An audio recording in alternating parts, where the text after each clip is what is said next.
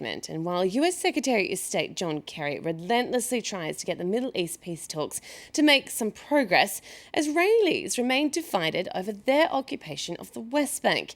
Palestinians want the territory for their future state, but many of the Jewish settlers who have made it their home say they'll never leave. Our correspondents have been to the most populated Palestinian city in the West Bank, Hebron, to hear both sides of the story. While Middle East peace talks seem bogged down, the debate remains passionate between Israelis who want their country out of the West Bank and those who want to maintain a Jewish presence there. Hebron is perhaps where arguments can get most heated. Some 180,000 Palestinians live under the watchful eyes of hundreds of IDF soldiers. One of their missions is to protect 850 settlers who moved here. David Wilder is their spokesman. This is a particularly holy book. He refers to the West Bank by its biblical name, Judea and Samaria. Of course, we believe that Jews should remain here. We believe that all of the land in Judea and Samaria, particularly a place like Hebron, should be annexed by the State of Israel.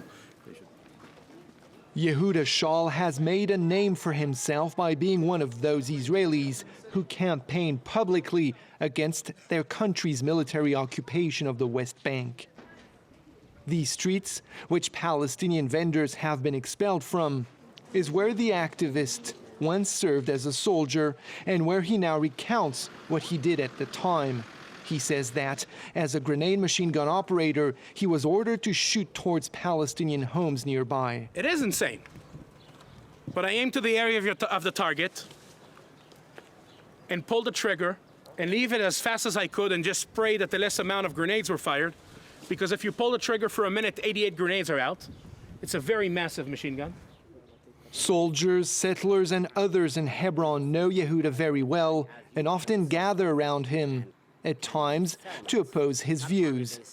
Not army posts. To my knowledge, no Israeli soldier ever indiscriminately fired on Arab people intentionally with intent to kill them. Jewish people think like me. Sadly, those who oppose us have power. They have media support. There have always been dishonest people around. Yehuda Shaul is not the first of them to come here. Among the Israelis who joined the tour, Esti feels that this experience confirmed her original feelings about this thorny issue. I do believe that the idea of people being here and imposing their presence on another people just because they believe historically that they should be here and making people's lives difficult, I don't understand, and it's something I have a hard time with. As the tour comes to an end, Yehuda warns of the perils which he believes Israel will face if it does not change its policies in the area. We need to take a decision. Either we live with Israel, in Israel, with legitimacy, without the occupation, or we continue with the occupation and we lose the state of Israel entirely. Yehuda and those who think like him know that, in this debate, their opponents, I guess you know there's other side to the story, and currently have the upper hand in Israel's government.